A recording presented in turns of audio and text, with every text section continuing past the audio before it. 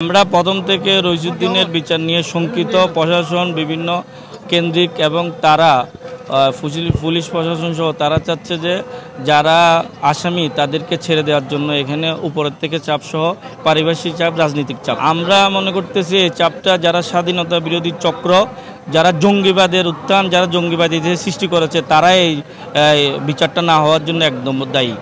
এটা যুগে যুগে হয়েছে, স্বাধীনতার পর থেকে হয়েছে। বিশেষ করে আপনারা দেখবেন নূর ইসলাম ফারুকী হত্যা নিয়েও আমরা বারবার বিচার চেয়েও বিচার পাই নাই।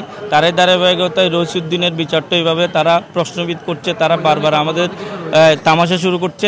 তবে এবার আমরা সুন্নিরা ঐক্যবদ্ধ, যতদিন পর্যন্ত আমরা রইস হত্যার বিচার পাবো না আমরা মাঠ থেকে যাব না। আমরা আস্তে আস্তে আমাদের আন্দোলন তীব্র থেকে তীব্রতর হচ্ছে। বিশেষ করে আমরা কঠিন আন্দোলনের জন্য প্রস্তুতি নিচ্ছি সারা বাংলাদেশে। কোনো বার্তা দিব না। সরকার যখন আমাদের আন্দোলন দেখবে নিজে আমাদের সাথে আপোষ করবে। আমাদের বিচার যতদিন আমাদের সুফল দিবে না আমরা সরকারের সাথে কোনো আপোষ অথবা কোনো কথা বলবো না।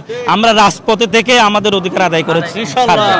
এরা বাংলাদেশে নতুন করে জঙ্গিবাদকে চালু করার জন্য, জঙ্গিবাদকে সারা বাংলাদেশে আবার নতুনভাবে ছড়িয়ে দেওয়ার জন্য এই হত্যা চলছে। তারা এই হত্যা করেছে।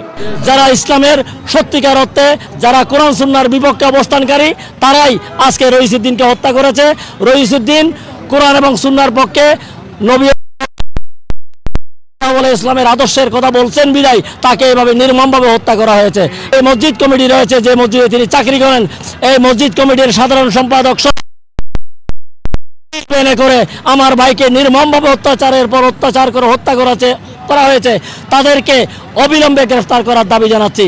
অন্যথায় আমাদের যে আন্দোলন চলমান, এই আন্দোলনকে কেউ দমাতে পারবে না। সুন্নিরা মাঠে নেমেছে, তাদের রক্ত যদি মাথায় উঠে যায়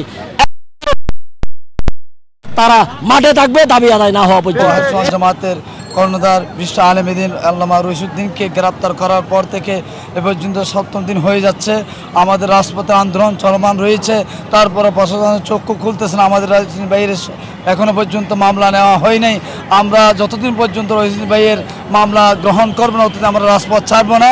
এবং সুন্নি জনতাকে আগামীতে আরও ব্যাপকভাবে কঠোর কর্মসূচিতে অংশগ্রহণের জন্য আহ্বান জানিয়ে প্রশাসনের মধ্যে সরাসরি কোনো দূষর ওখানে অবস্থান করতেছে, যার জন্য দূষররা এখনো পর্যন্ত সুন্নি জামাতকে চিনতে পারে নাই, যার জন্য মামলা নিচ্ছে না ওরা। আমরা যে একবার খেপে গেলে বুঝতে পারবে রাজপথ কাদের হয়েছে।